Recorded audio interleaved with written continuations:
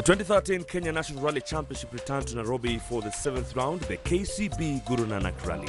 Traditionally run from its home base at the Sikh Union Club, the organizers decided to move the start to Naivasha in search of different rally routes. As development in Kenya continues to expand at a booming rate, it is becoming increasingly difficult to find safe rally roads around the country's capital.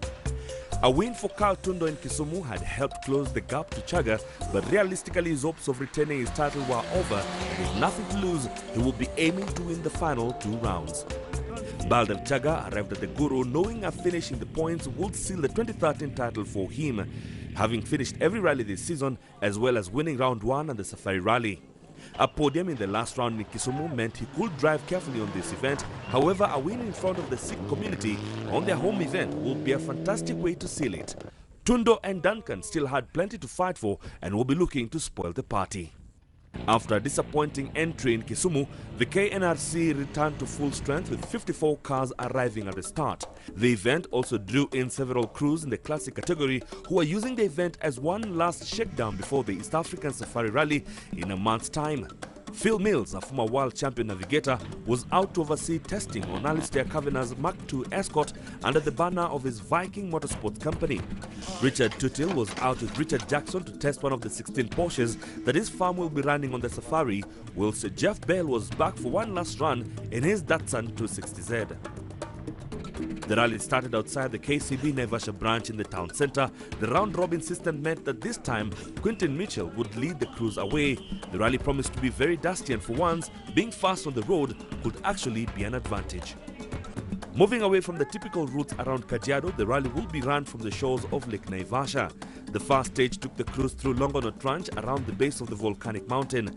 The volcanic dust around the mountain, often referred to as fan dust, will be equally as challenging to get through as a muddy rally. To add to the challenge, the crews would also need to be wary of wild animals crossing the road, as this was also a game conservancy. The second stage started from Suswa on the Narok Road before taking the crews up a rough climb around the back of the Olkaria geothermal power plant at the edge of the Mao escarpment before circling back to Kongoni on the lake shore. It was a grueling 45-kilometer stage that will be repeated later in the day for the 5th stage. The crews would have a chance to service at the Lake Naivasha Sopa Lodge before tackling the next section. The third stage took the crews on a short 12-kilometer loop through Aquila Farm, and it was faster and smoother than the first 2, but will still be very dusty. After another service, the crews repeated the first 2 stages before returning on a long transport section back to the Simba Union Club in Nairobi. It was a gloomy, overcast morning that greeted the crews at the start of the first stage. Mount Longonot was hidden from the view, but a ray of sunshine gave the promise of a hot, dusty day. The dust will be a real issue on the 32-kilometer stage, and the soft, loose surface could be a problem for the 2-wheel drive crews. Several crews were sporting a new windscreen sticker in support of the Westgate Mall victims, a cowardly act of terrorism that had rocked Kenyans to the core 2 weeks previously. Baldev Chaga was running third on the road and was understandably nervous with so much at stake. Yeah, I think so. Just a bit nervous, but just need to keep it a little bit, just to keep it tidy. Yeah, so just keep it clean and quick as we normally do, and not take extra chances. I think that's the way we need to play the game today. Alistair Kavanagh was making a welcome return after missing the last 2 rounds, but wasn't driving his Mitsubishi and would be battling the dust in his rear-wheel drive Escort. Shame it's too rough, but it's going to be good practice, I guess, for the safari, for the classic. And yeah, really it's just a sort of test as a shakedown for us, so we'll see how we go. But no, we're not expecting to win it or to do anything too spectacular, but just to get round and put some miles on the car. That's really the main objective. Azhar Anwar will be starting behind the Escort, as was concerned about catching the slower 2-wheel drive in the dust. Yeah, ready to go. Just worried about the dust and having a 2-wheel drive car ahead of me. It feels very risky. Quintin Mitchell was fast into the stage. The N16 driver should have had an advantage with a clear road in front, but unfortunately he lost time after the road was blocked by a sponsor's car that had gone to spectate, and he got stuck trying to get around. From the onboard of Chaga, you can see the car block the road for several of the top runners.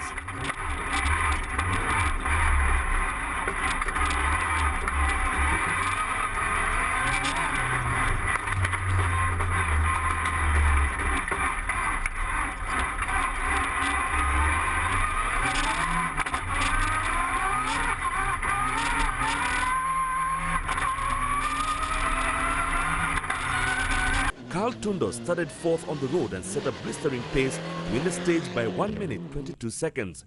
The 2012 champion was determined to win the final rounds of the season and was on full attack.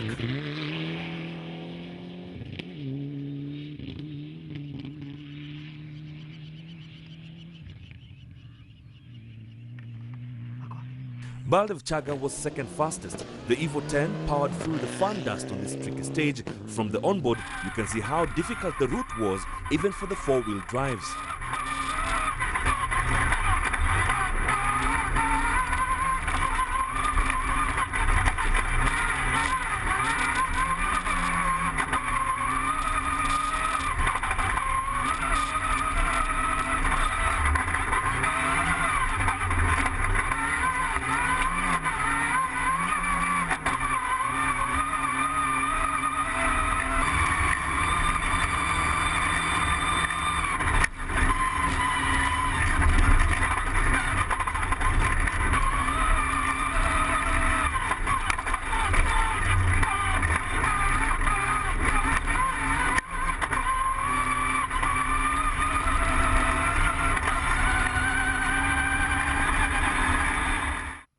Ian Duncan was a further 2 seconds behind. He couldn't match the pace of Tundo on this stage.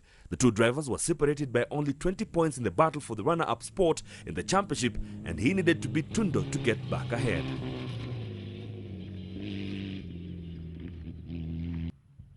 Fourth fastest was Onkarai. After a disappointing outing in the new car in Kisumu, he had had a chance to do some testing and the car was working well. Manvir Baryan was the fifth fastest, picking up from where he had left off in Kisumu and once again pushing the N16, but he was already 2 minutes off the lead.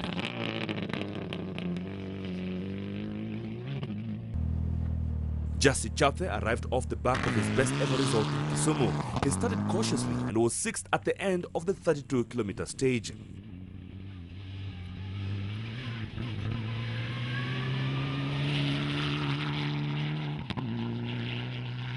Rajbir Rai set the seventh fastest time, only 2 seconds slower than Chathe in the similar Evo 10.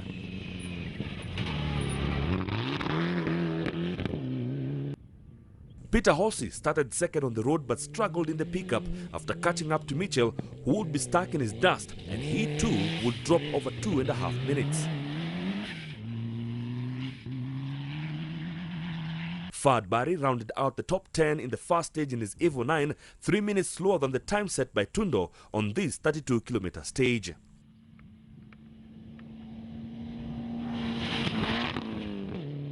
Jasmeet Chana was only a further 5 seconds adrift, and the battle for top 10 honours was once again ignited.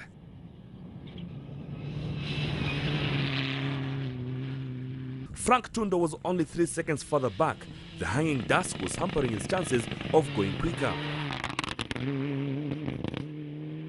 Izar Mirza was next. He too struggled and was expected to be higher up the leaderboard after his performance in Kisumu. Azhar Anwar took a shortcut in an attempt to get past the escort of Kavanagh, but it failed and he couldn't hide his frustration at the end. Driving into the side of the escort at the finish of the stage, he picked up a 3-minute penalty for the shortcut, dropping him back to 14th. Isa Amwari was back after missing the Kisumu round and was happy to be back behind the wheel. 15th at this stage was probably not where he wanted to be. In the S-Class, the battle for the championship was still up for grabs. Alistair Keith trailed Jaswinder Chana by 60 points and needed to win the class on this event to take the title fight to the last round in Mombasa. Fastest on the fast stage was a good start. Chana was second fastest but dropped almost 2 minutes to Keith and would have to make up ground on the next stage in his Toyota. Mahesh Halai had to slow down as this Congoni sprinted across the road in front of him and was taking the cautious approach. He started level on points with Keith and still stood a chance in the title fight, but was a further 47 seconds behind Chana.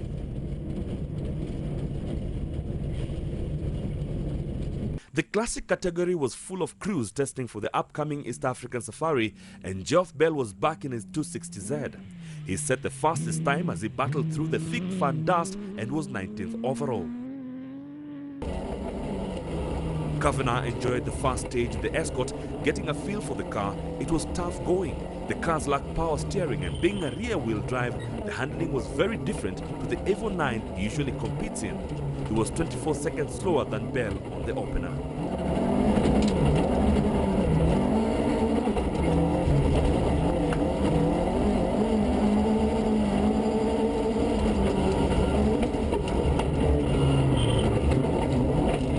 Richard Jackson had come out from the UK to test the Toot Hill Porsche on the event and get a taste of the conditions he could expect to encounter on the safari. He was third fastest in the class. Jonathan Savage has been away from rallying for a while and was making a welcome return in his 260Z, another driver using the event to blow out the cobwebs before the safari. Rob Hellier was sporting new sponsorship branding on his car, which hopefully means he will be competing more often in the future in his Datsun 160J. Aslam Khan started cautiously. He was only 5 points behind Hardev Sira in the championship and was in with a chance of defending his title. His chances were boosted after Sira got stuck and retired. The Guru also attracted some SPV cars last seen competing in the KCB Safari Rally.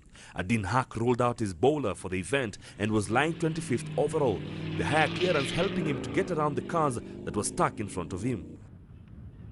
Just Zubie was also making a welcome return in his Tornado but dropped 1 minute 43 seconds to Haq on the opening stage. The stage would prove too much for the F2 competitors and only Gurmeet Thethi would make it through. By virtue of having an unbeatable points advantage, Dennis Mwenda clinched the F2 championship title but would dearly like to have won it in style. Instead, a retirement on the opening stage will dampen the celebrations, but he is a deserved winner of the championship. It's been a challenging season, more challenging than I expected, but now our focus is on defending the championship next year. We're absolutely happy, and I'm sure, the golf still can't match, no matter what golf can't match at Toyota. You'll see next year. The crews headed to Suswa after refuel at the long 45-kilometer stage. It started off in the fun dust on Kedong Ranch before climbing up the back of Hell's Gate and the geothermal plant, a rough bumpy section along the base of the Mao escarpment before a fast downhill section to Kongoni. It will be a true challenge and car breaker.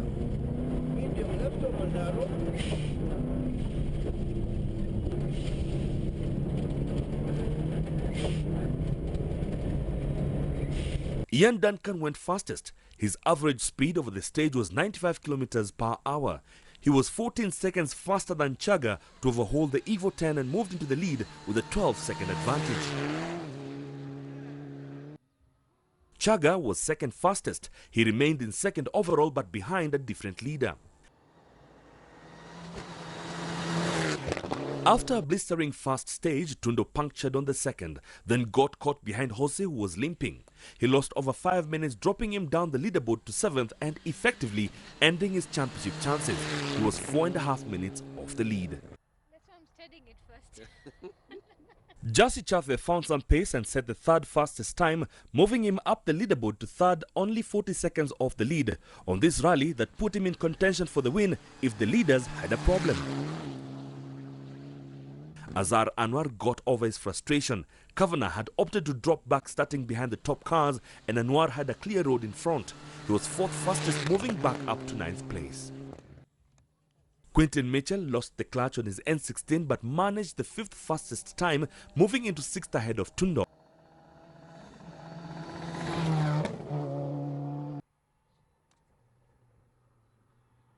Rajbir Rai was 6th fastest, a further 30 seconds behind Mitchell. On this difficult stage, the gaps between the cars were big as crews lost time in the dust. He moved up to 4th as those ahead hit problems. Onkarai drove steadily, not wanting to damage the car as he built up miles behind the wheel. He dropped behind Rajbir, but the pair were separated by only 1 second after the first loop of stages. Fahad Bari was looking for a good result and went 9th fastest, moving up to 8th overall in the process. Issa Amwari was back on track with a top 10 time. 9th fastest was where he wanted to be and he climbed up to 11th overall. Frank Tundo was only a second slower than Amwari to round out the top 10, and he held a comfortable 1 minute gap to Amwari. The dust was hampering his ability to set top 5 times. Imran Mogul was making a rare appearance on the championship circuit and rolled out his N12 for the Guru. The rally was going well and he was lying 12th overall. Jasmeet Chana lost time on the stage and was slower than the 260Z of Geoff Bell. He dropped back to 14th and would have to push to get back in the top 10. Manveer Baryan's hopes of a good result were dashed when he punctured right at the start of the stage. He took over 5 minutes to change it and lost a further 3 minutes to drop back to 13th overall. Horsey dropped back with a blown diff and limped out of the stage, holding up Carl Tundo in the process.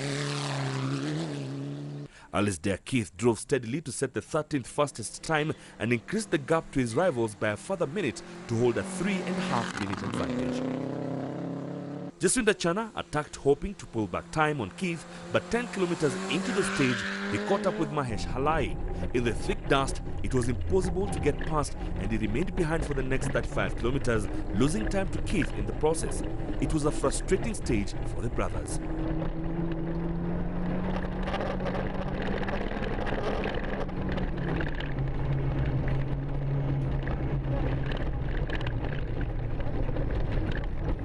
Halai was driving carefully to avoid damaging the car and was unaware of the Toyota behind. In these conditions, it's impossible to see back, and unfortunately, he held Chana back for most of the stage. He was 2.5 minutes slower, meaning he finished only 30 seconds ahead of Chana on the road. Ronak Shah had won the class in Kisumu but was unable to match that performance here. Running further down the field, he had got stuck behind the two-wheel drives on the fast stage and had lost 26 minutes as he waited to get through.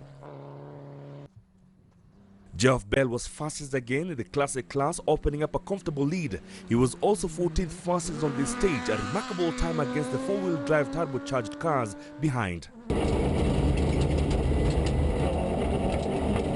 Alistair Kavanagh was not planning to do the whole rally, but his testing session ended dramatically when the stub axle on the right front wheel sheared and he turned into a passenger as the car flew off the road.